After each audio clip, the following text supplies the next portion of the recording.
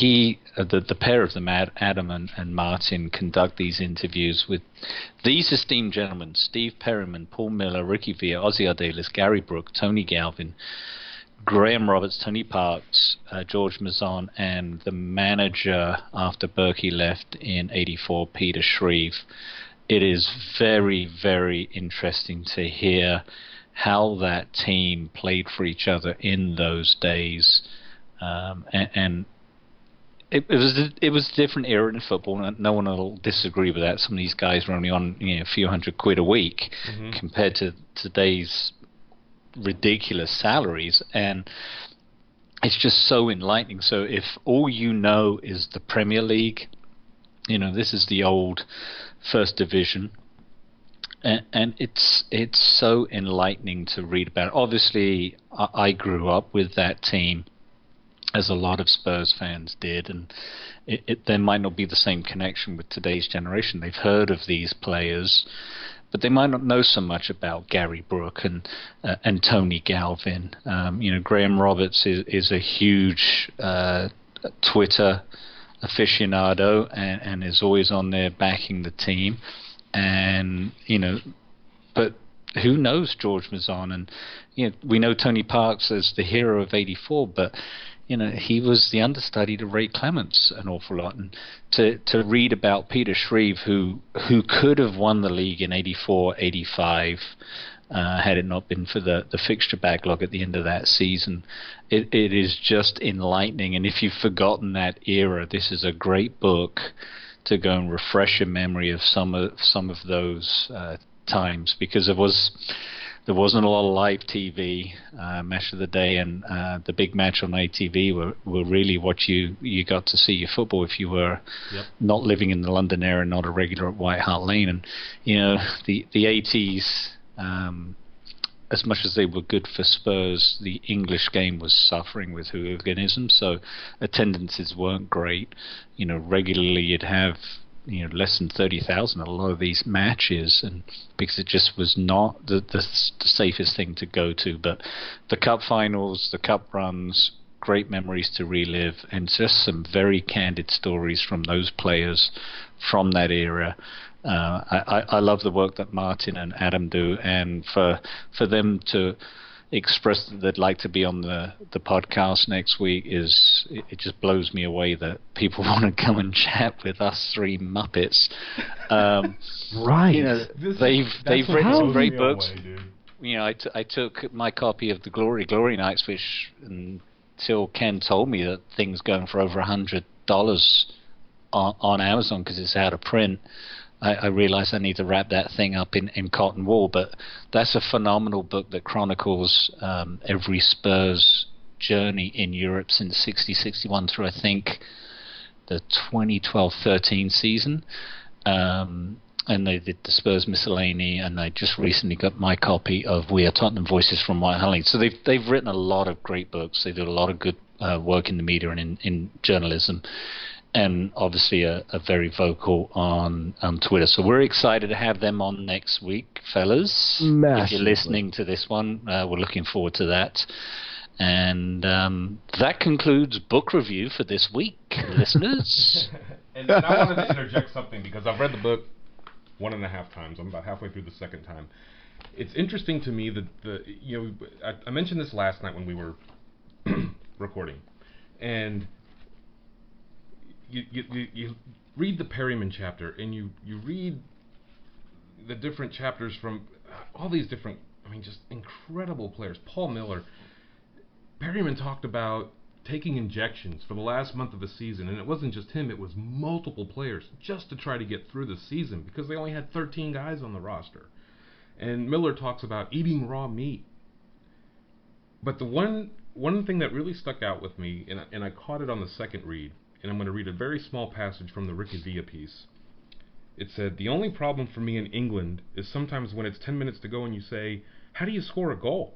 Because everyone is forward or back, there is no space, so you need special players to make a difference. You have great players in England, but not to do special things, and you have to do them in 1 second." Christian Eriksen or Harry Kane, anybody? Special players doing things in 1 second that can turn a game in the last 10 minutes.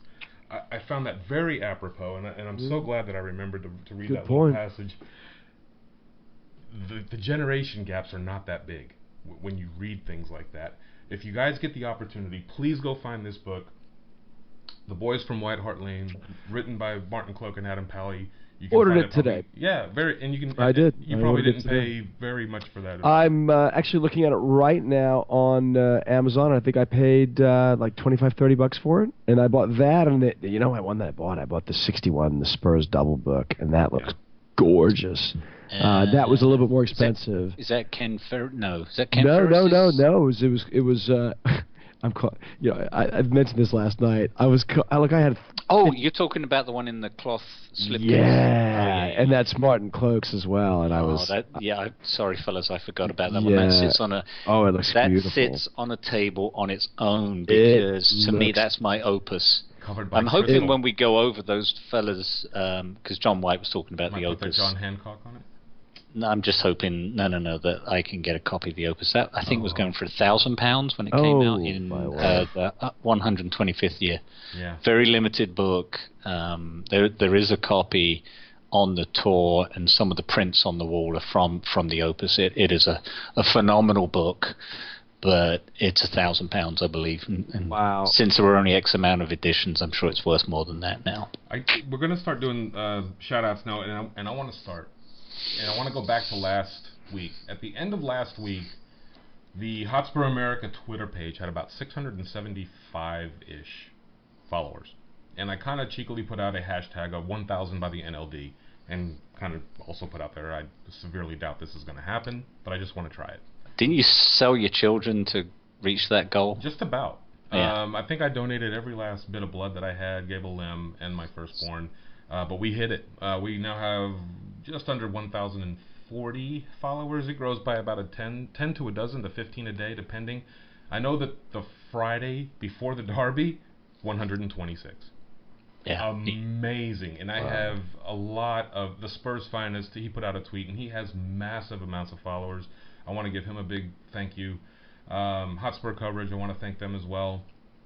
A number of pages, really helped me out. Davey retweeted me a bunch of times from the Spurs Poet page, and so I want to just take this time, if you're listening for the first time, because you are now a new listener, and we had more downloads, over 600 of last week's episode than we have ever had before. Thank you.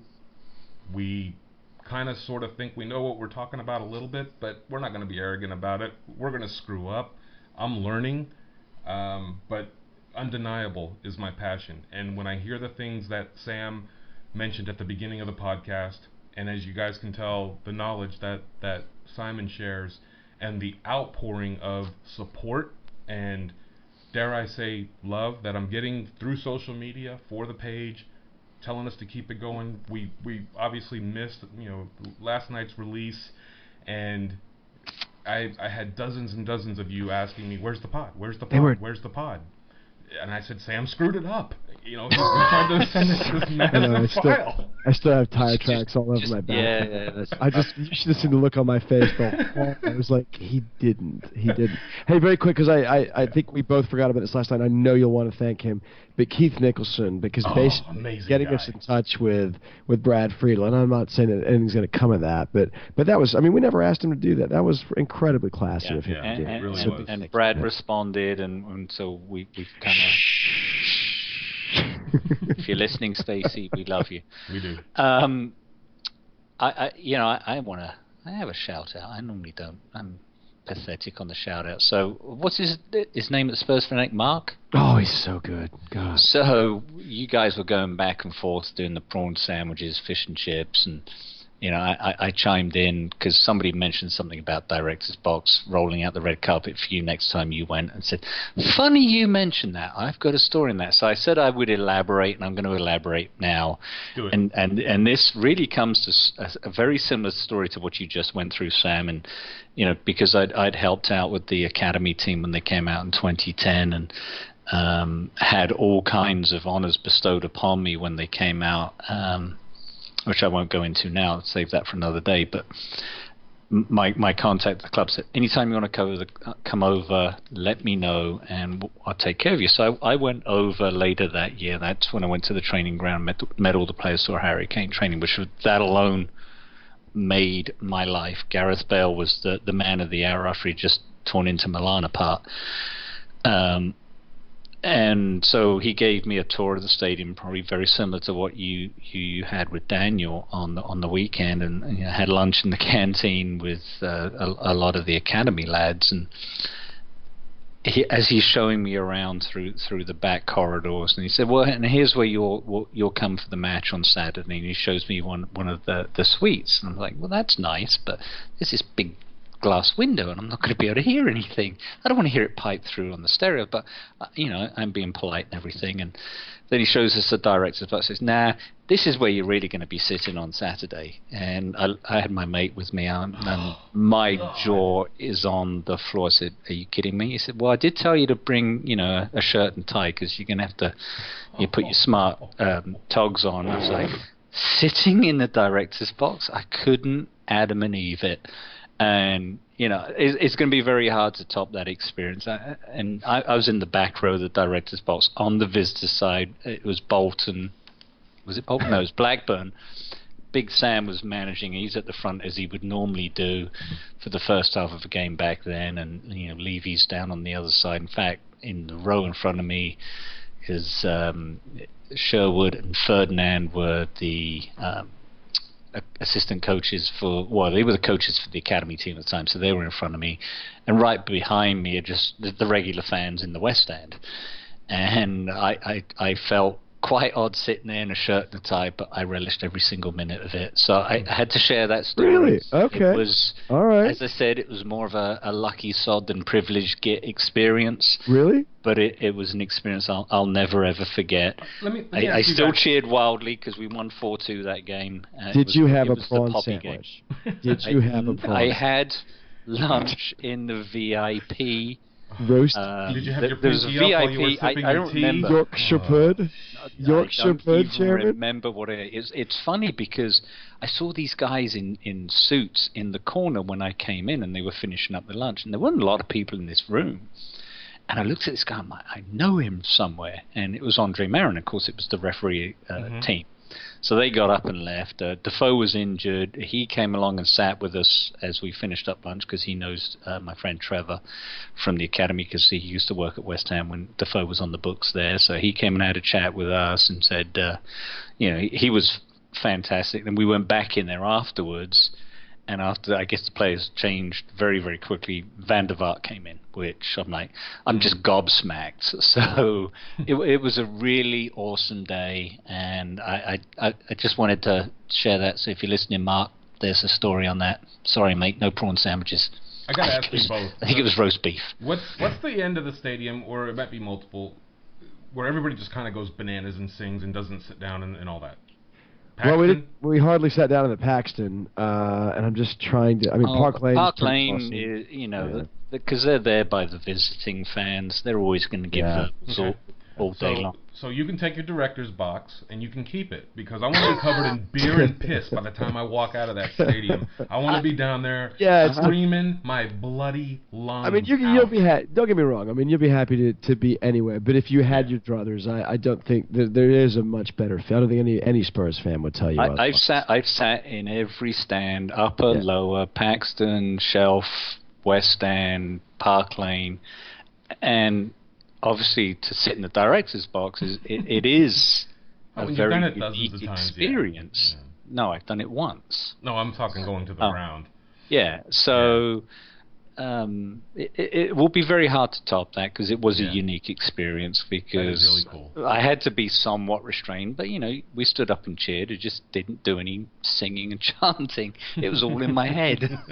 But I'll never forget that experience. But agree that for his first, he would definitely want to be in the Paxton or wherever I can get. Yeah. Well, that's true. Beggars can't be choosers. Yeah. And speaking of singing songs in your head, I can't sing this one in my head anymore, so I'm just gonna sing it out loud. Everywhere you go, it's the Tottenham boys making all the noise. Everywhere you go. Yes. Dottie. I had to get in. Oh, mate. Dottie, He's pantsed it up again. It's okay. It's everywhere we go.